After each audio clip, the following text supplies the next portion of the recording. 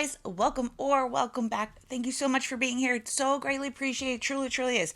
Before we get started, let me give you my usual disclaimer. This video is for educational purposes only. Please do not take what I say as fact. Please always do your own research and come to your own conclusions. Next, if you have not liked, subscribed, or commented yet, please consider doing so. It really helps me out and I really appreciate it.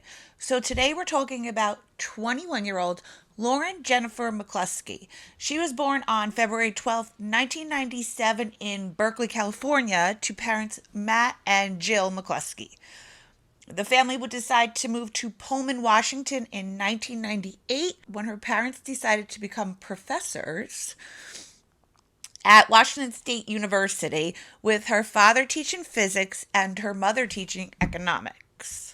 Lauren was described as bright, sensitive, and very active. At the age of 8, she entered her first junior Olympic track meet and set records in the high jump, long jump, and 400-meter run.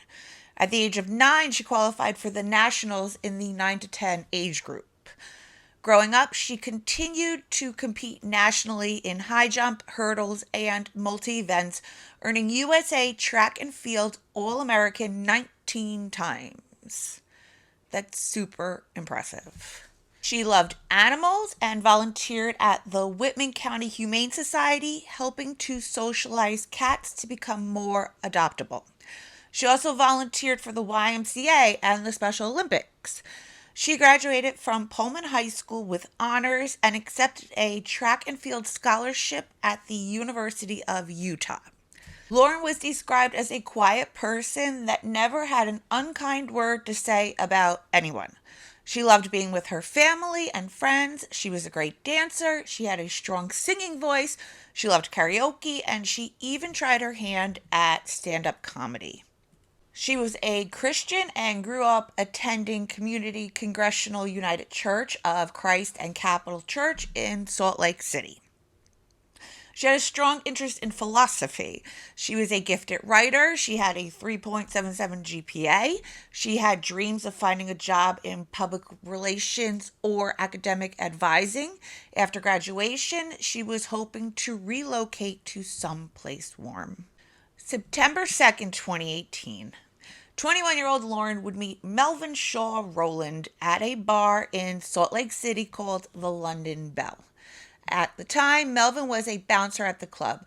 The two would begin chatting. You know how it goes. Rowland told Lauren that he was in the military and that he trained as a security officer. He told her that his name was Sean Fields, that he was 28 years old, and that he was studying computer science. The two exchanged phone numbers, and they begin dating very shortly after this. Rowland. Let's talk about this little gem, Rowland. He was born and raised in New York. He was adopted by an older couple who would end up passing away when he was still really young. After their passing, the state of New York placed Rowland in a group home. He was later sent to school in Boulder, Colorado, where he received his high school diploma. He spent time at Buddhist Institute in Berkeley. Then he enrolled in Job Corps in Clearfield, Utah. Then later studied for a year at Salt Lake County Community College before attending 2 semesters at the University of Utah. Rowland would often visit Lauren at her dorm, and he quickly built relationships with her friends. Later that month, the two would even go to the shooting range together. September 26, 2018, Lauren would call her 2 friends to tell them that Rowland would not let her hang out with them. Lauren's friends became extremely concerned, obviously, and they began to notice that her physical and mental appearance was beginning to change, and it was becoming quite alarming to them. September 30th, 2018, 2 of Lauren's friends informed the University of Utah dorms to let them know that they were scared about the control that Rowland had over Lauren and how he would frequently talk about guns. This was the first of many reports that were filed by not only Lauren's friends, but by Lauren herself.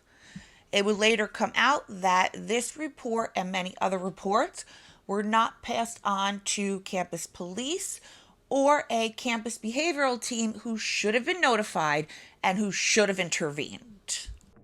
Do you know when an arrest would be made? You can talk to an officer if you want. She would go to campus police in person, surveillance of her waiting for officers to hear her story, to do something.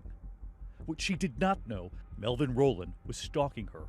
This never-before-released surveillance video showing Rowland dressed up in character from the movie Deadpool, just outside Lauren's dorm. Obviously. That's what makes me so angry about this, is because this girl tried and tried and tried to get help, and nobody would help her. Nobody would listen to her. Nobody would take her seriously, minus her friends and family.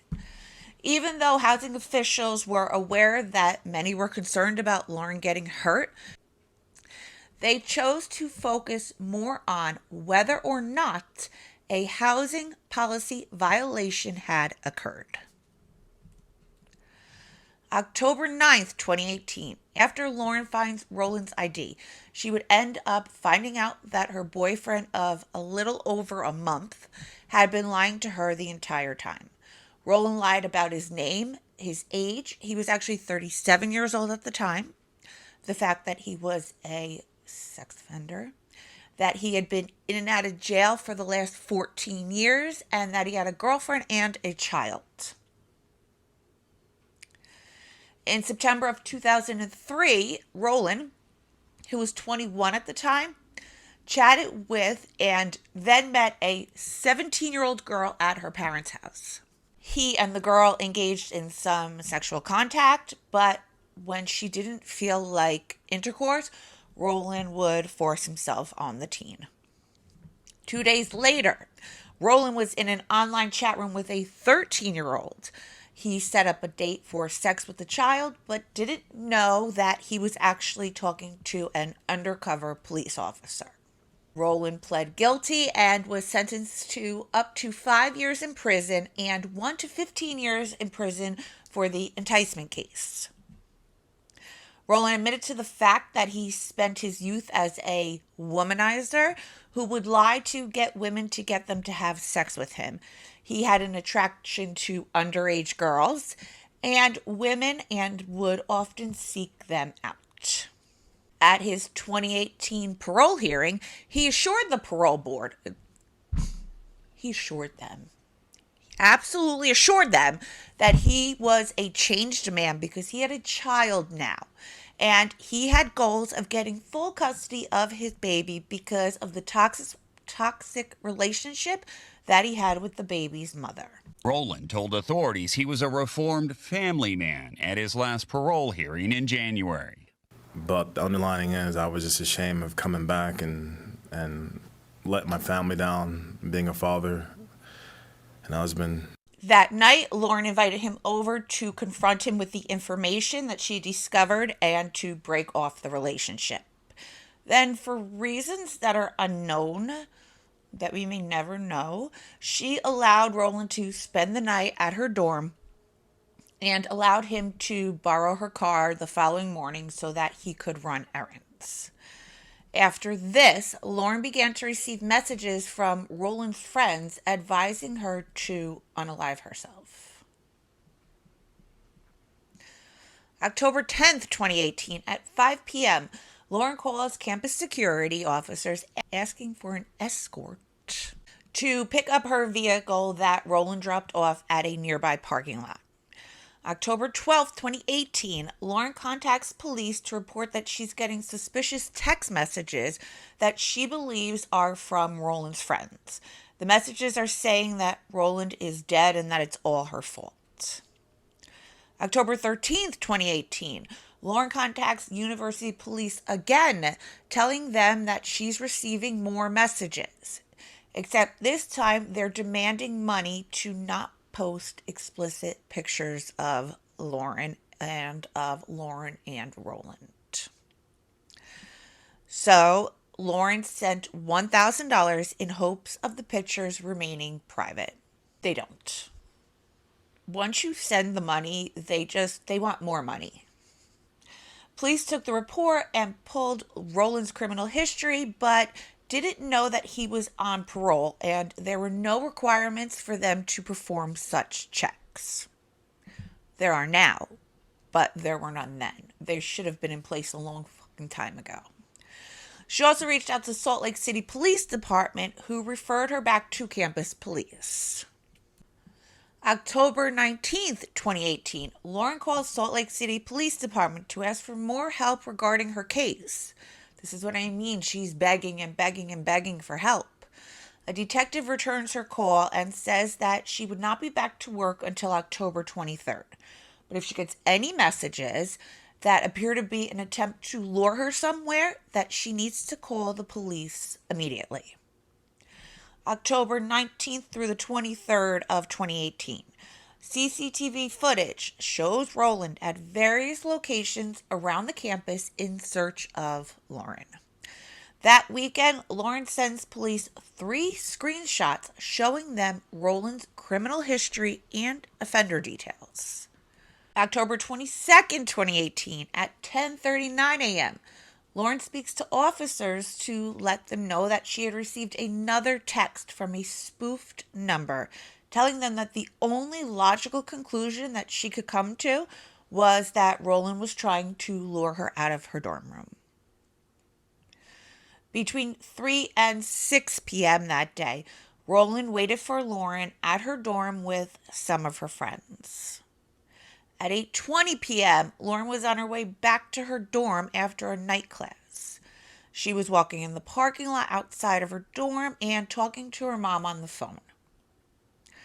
Her mother says that she hears Lauren scream, "No, no, no." Her phone and belongings drop to the ground and Lauren is pulled away. She headed back to her dorm. I hear her yell, "No, no, no." And then I sort of hear her being dragged away and her phone fell, and then no one answered the phone. Her mother calls her daughter back, but she doesn't answer. Roland had grabbed Lauren, dragged her to her car, forced her into the back seat of the car, and shot her multiple times. At 8:23 p.m., Lauren's parents called campus police to report to them what her mother had heard and for them to ask investigators to see what's going on. At 8:32 p.m., police arrive at the parking lot and find Lauren's belongings. They then begin to do a search of the parking lot, her dorm room, and the surrounding area. At 8:38 p.m., Roland called a girl that he met on a dating site and asked her to pick him up. The girl agrees. She picks him up. The two go out to eat dinner. They drive by the state capitol. Then they go to her home so that Roland could take a shower. And then the girl drops him off at a coffee shop. She would have no idea about anything that had taken place until she saw the news reports later that evening. So she was not a part of this. She was completely innocent in this. At 9:55 p.m., while searching the parking lot, police find the body of Lauren in the back seat of her car. This didn't have to happen. At 9:56 p.m., the campus went into lockdown, telling them that there had been a shooting. At 10:09 p.m., an alert was sent with suspect information and updates about every 30 minutes. At 11:46 p.m., the secure-in-place order is lifted. At 12:01 a.m., an alert was sent identifying the suspect as Melvin Roland. At 12:46 a.m., Salt Lake City police find Roland and follow him on foot. He enters the Trinity AME Church. When officers follow him into the church, Roland unalives himself. All right, guys, if you're still here, thank you, thank you, thank you. I love you and I appreciate you so, so, so very much. Please like, subscribe, and leave me a comment if you haven't yet and you feel so inclined to do so. And until next time, stay safe out there.